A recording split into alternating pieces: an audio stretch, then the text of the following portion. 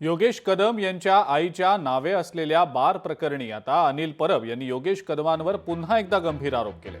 योगेश कदमांचा राजीनामा घेण्याची परब यांनी मागणी सुद्धा केलेली आहे। मुख्यमंत्री फडणवीस यांना भेटून योग्य ती कागदपत्र देणार असल्याची परब यांनी माहिती दिलेली आहे। ते म्हणतात ना, माझ्या आईची बदनामी करतायत, माझ्या आईची बदनामी करतायत। अरे लाज वाटायला पाहिजे की आपल्या बायकोच्या नावाने असे प्रकारचे बार उघडून तिकडे मुली नाचवायला शरम वाटली पाहिजे महाराष्ट्राला। महाराष्ट्राची मान खाली घातली तुम्ही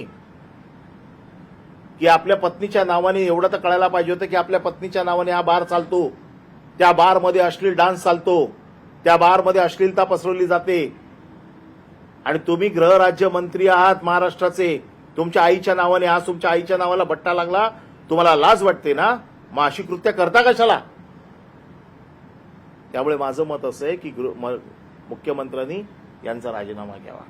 मी कालच म्हटलं होतं, हा अर्धवट वकील आहे। मी अर्धवट वकीलला सांगेन, ज्यावेळेला एखाद्या मंत्र्याभोवती अवकाळी असतील सभागृहामध्ये, तेव्हा त्याला 35ची नोटीस द्यायला लागते। आदल्या दिवशी योगेश कदम सभागृहात उत्तर द्यायला नसताना त्यांनी आरोप केलेले आहेत गपचूप। लोकशाही मराठी ऐका, पहा, जागरूक रहा।